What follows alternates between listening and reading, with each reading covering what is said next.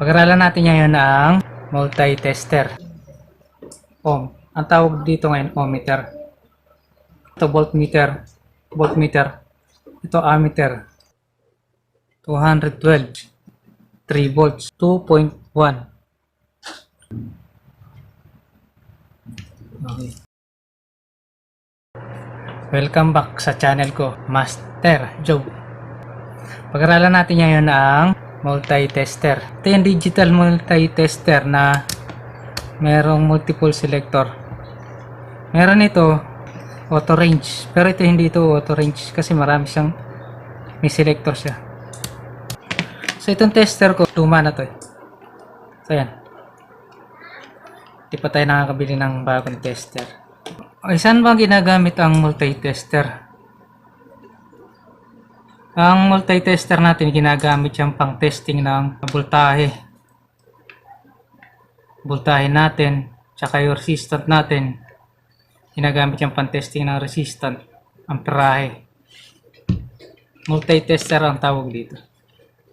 Dalawang klase ang voltaheng tinetesting niya. Yung isa direct current. Ang symbol ng direct current sa tester ito, may isang guhit tsaka may mga tuldok sa ilalim, tapos may B. So ayan, may tuldok sa ilalim, may guhit. Tapos isa pang voltaheng sinusukat ay yung AC o alternating current. Ang symbol naman niya ay parang wave. Ayun ang wave. Tsaka may B. Mapapansin nyo, yung alternating current o AC, kulay red ang ano niya. Mark ito, white. Tapos ito red. Sa iba red ang kulay nito. Para malaman agad na AC ang sinusukat mo. Tapos ito DC. Ang resistant natin, karaniwan, green. Yung iba dito nakalagay resistant. Depende sa design ng tester. Okay. Ito, ang sinusukat nito ay resistant. Ito naman sinusukat ay amperahe. Ito yung M, ibig sabihin 200 milliamp. Ito 20 milliamp. Ito 2 milliamp. Ito 200 microampere. So ano ba ibig sabihin ng mga number na yan? Ang ibig sabihin ng mga number na yan ay yun yung range na kaya niyang basahin. Ito ang halimbawa ito. Ito yung pinaka-maximum range na kayang basahin ng tester. Ito 200 mA. Pag sinet mo ganyan, 200 mA ang kaya niyang basahin. Ito 200, ito 20 mA, ito milliampere, 200 microampere. Ito 200 volt AC, kaya niyang basahin. Ito naman, ito yung 600 volts kaya niyang basahin. Ito yung off. Ito 600 volt DC. Kasi DC siya. Ito 200 volt DC. 20 volts DC. 2 volts. So, meron siyang M. Meron din dito M. Ang pagkakaiman dalawa na yan, ito yung 200 millivolts. Ito naman, ang range niya, 200 milliamp. Magkaiba yan ha. Iba yung amperahe tsaka yung voltahe. Tapos ito naman yung range ng resistant. Ito yung 2 meg o 2 mega ohms. Ito 200 K o 200,000 kilo ohms. Ito yung 20 kilo ohms. Ito yung 2 kilo ohms o 2K. Ito yung 200 ohms. Ito yung buzzer naman. Ito sa tester, sa transistor naman niya. Dito yan. So, balik tayo dito sa AC muna tayo. Kapag sinet mo sa 600, ang maximum na i-display niya is 600. Pag sumobra siya sa 600, ibig sabihin hindi na kaya ng tester sukatin ang voltahe. Halimbawa 610. O kasi minsan lampas naman yan, hindi naman saktong 600 na nasusukat. Magkakaroon ng display minsan UL. Hindi ko alam kung ano nito. Tapos ito 200 volts AC kasi nasa AC ang range natin. Kapag 200 volt AC ang naka-range dito, hindi natin pwedeng isukat ito sa 220 volts AC natin na outlet. Kailangan naka-range siya sa mataas. So ayan. Ayan. 212. Hindi naman nagsasakto ang 220 natin dito. Yan, ito ang DC natin. So ito yung kapag magsusukat ka naman ng DC dito. Yan, ito ang DC natin. So hindi natin alam kung ilan ang voltahe nito. So, sukatin natin. Start muna tayo sa mataas. So, 3. Ibig sabihin, 600. Ang maximum na 600 volts niya, 600, 3 digit siya. Wala pa siyang tuldok. Pag sinet mo siya, kakaroon na ng tuldok. So, may ang babasahin mong whole number, ito. Ito yung pinakasobra sa voltahe lang. So, ang range niya, ang basa niya ay 3 volts. 200. Ang range mo 200. Ang kaya niyang basahin ay hanggang 200 volts. DC. Ito, 2 digit na siya kasi 2 digit na to. So, ayan. 3 volts. Kapag sumobra sa range, ang susukatin mo, ayun, nagkakaroon ng error. Ibig sabihin, overload na siya. Ayan. Yung DC, ito yung DC Pag binaliktad mo, ang pagsusukat, nagkakaroon ng negative sign. Ibig sabihin, baliktad yung pagsusukat mo. So, ayan. Kapag ka sa AC ka magsusukat, walang baliktaran yan. Dito naman tayo ngayon sa resistant. Dito ang range ng para sa resistant. Yung sinusukat na resistant para sa resistor natin. Ito yung resistor natin. Ito yung LED. Ito yung diode. So may specific na pag ano siya na mga trabaho sa electronics. Para lang magkaroon kayo ng idea kung paano sinusukat ang resistant, papakita ko lang dito. Bawat resistor natin may mga kanya-kanyang kulay. Tawag dito color coding. So yan. Color coding yan. May bawat kulay na yan. Bawat kulay makikita nyo may specific na value kung paano binabasa. So next tutorial ko gagawin yan kung paano babasa yung resistor. So ohmmeter natin, ang tawag dito kasi ohm.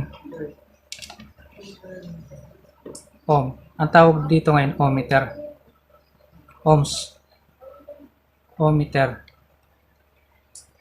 Itong section na to voltmeter. Voltmeter. Ito ammeter. So dito tayo ngayon sa resistant sa ohmmeter. So babasahin natin ngayon ang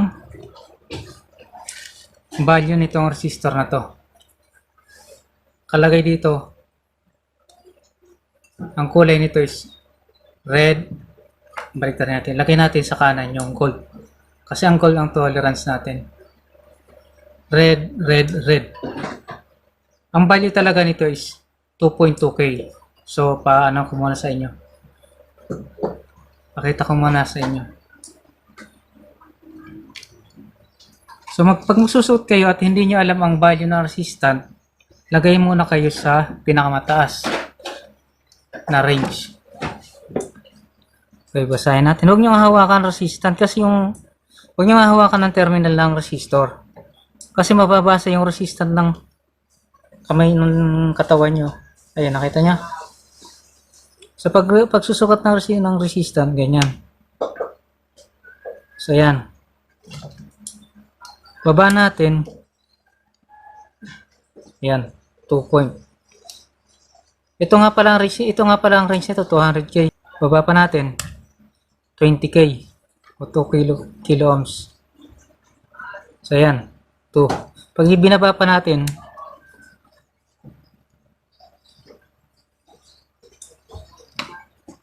so, ayan, nagkakaroon na ng error.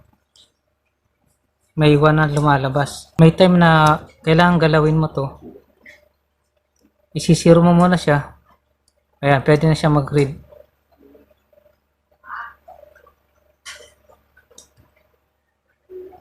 So, may problema yung tester ko. Hindi niya nakakayang basahin kasi 2K to. Ang dapat na gamitin sa kanya ay 20K. So, ayan o. 2.1. Kaya hindi magsasakto rin yung 2.1 na yun kasi meron siyang tolerance. So, wag muna natin pakanahin ng gusto yung mga reading na mababasa nyo. So, ito ang value nito, 10K. Kapag 10K sa kanya, dapat mong gagamitin itong mas mataas na range. Ayan, 10K. So, ito, 1K ang value nito. Pag binasa pa ganyan. Kung gusto nyo malaman ang value nito, mag-search kayo sa how to read resistor. Kaya merong apps na pambasa ng resistor. Gagayahin nyo lang kulay na to. Yan, 1. 1K ito. Nasa range siya ng 20K. Kung bababa natin, kaya pa rin niya basahin ng 2K. So, yan. Kaya yan hindi sakto kasi may tolerance pang tinatawag yan. So, ito, ang value nito, 1 meg. Pag ganyan base. Kaliwa, kanan yung pinaka gold. 1 meg yan. Tatas natin, kasi ito 1 meg, 2 meg ang range natin. Yun, sa 1. Okay, sa test naman sa diode, kung magte-test kayo ng diode, dito yan sa diode symbol natin. Ayun. Ito. 0.5 volts yung pinaka forward current niya. So, ganyan. Pagka ganyan, hindi gumagana yan. Tama yan, buo yan. Kasi ang diode, may polarity. Ibig sabihin, one way lang ang pagre-read ng diode. Isang way lang, isa lang dito. Tapos sa kabila, hindi mo na dapat mabasa yan. So, good yan. Pero pagka halimbawa, nagkaroon siya ng reading ng paganyan, ito resistor to eh. Kaya itong resistor na to, pwede niyang mabasa ang resistant na to kahit baliktarin mo. Sa diode, kapag babasahin mo, kailangan isang position lang. So, ganyan, meron. Pag binaliktad mo, wala. Ayan. Ito naman ang LED natin o light emitting diode. Ibig sabihin diode din to. Kaya lang nag-i-emit siya ng ilaw. Kung ang diode, isang isang position lang pag gaganahin mo ay tetestingin mo. Ganon din dito sa LED. Pag sinukat mo at binaliktad mo, hindi siya gagana. Ayan, tingnan nyo. Isa lang. Okay. Dito naman tayo ngayon. Yung wire natin, may ano yan, may resistant din.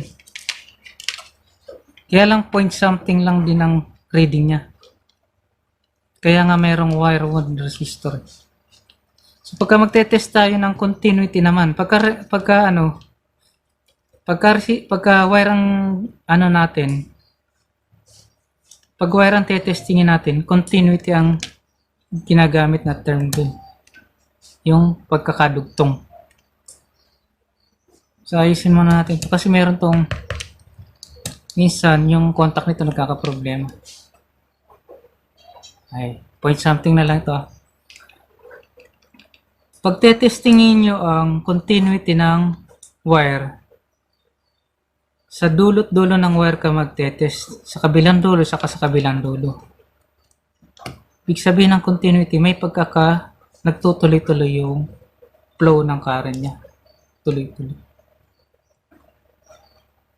So, ayan. May 1 ohms siya kung sa reading. Okay, wala. Oh. Ito kasi, meron tong, yung tester na to, hanggang 1 ohms kaya niya. Yung point something resistant, hindi niya makuha ng gusto. So, may specific na tester para sa doon. Ayan ito buo ito kasi na testing niya mula rito nagkaroon ng flow ng current hanggang sa kabila. So, itong isang wire, testing natin yung itim. Ayan, kahit anong test natin, wala. Ito, ayan.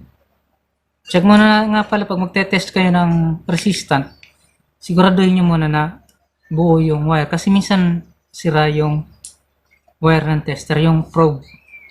Kaya tinetest muna yan, initial test, kung buo yung test probe. Tsaka mo gagamitin. So ito ngayon, yung itim na to, wala siya. Walang continuity. Ibig sabihin, putol talaga yung wire. Minsan dito napuputol sa dulo yan. Yan. Tama to, ito hindi gaanong baluktot. Pero pag tinignan mo rito, ayan, baluktot. Maaaring dyan ang putol. So tingnan natin ha, actual natin na testing.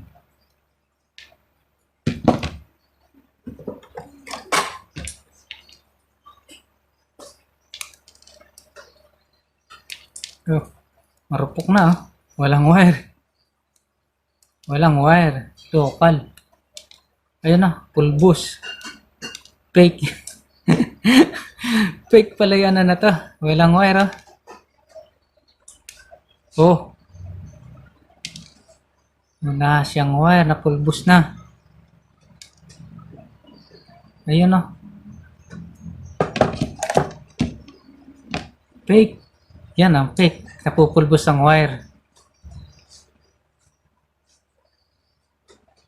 Mula rito hanggang dito. Ayan, nagkaroon na. So, yan ang nakuha natin na hanggang dito pala mayroong problema. Okay, yan ang pag-testing. Tapos yung ammeter naman, next time na natin, kasi medyo mahirap intindihin yung ammeter.